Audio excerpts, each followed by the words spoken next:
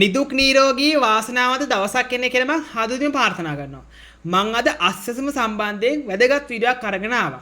මේ දවස්වල social media වල යනවා අස්වැසුම තියෙන කට්ටියට සහන බඩු මල්ලක් ලබා දෙනවා කියලා. මේ කතාව ඇත්තද නැත්තද? කොහොමද මේක ලබා ගන්න කියලා අද මම වීඩියෝ එකේ සාකච්ඡා බලාපොරොත්තු වෙනවා. ඉතින් මගේ channel වල කෙනෙක් ඉන්නවා channel එක subscribe කරන්න. ඒ වගේම වීඩියෝ එක like එකක් දාන්න. හරි.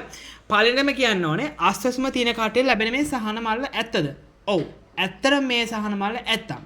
දෙවෙනියට අහලා තිබ්බා මේ සහන මල්ල අස්වැසුම නැති කට්ටියගේ තර දුගී දුප්පත් කට්ටියකුත් ඉන්නවනේ අස්වැසුම හම්බෙලා නැහැ ඒගොල්ලන්ට හම්බෙන්නේ නියමිත හරි තාම හම්බෙලා නැති හරි කට්ටියක් ඉන්නවනේ එයාලට මේක හම්බෙනවද කියලා නැහැ ඒ කට්ටියට හම්බෙන්නේ අස්වැසුම තියෙන හැම කෙනෙක්ටම හම්බෙනවා මේක ගන්නෙ කොහොමද කියලා ඔයගොල්ලෝ සරලම කෝතින් එහෙම ඔයගොල්ලෝ දන්නවා ඉතින් රජයෙන් විසින් මොනවාම හරි විශේෂ දෙයක් දෙනකොට ගමේ පන්සලට එහෙම නැත්නම් ගමේ පොදු ස්ථානයක එහෙම නැත්නම් ඔයාලගේ ගමවට පාසලක ඒ වගේ ස්ථානයක තමයි මේ වගේ දේවල් දෙන්නේ.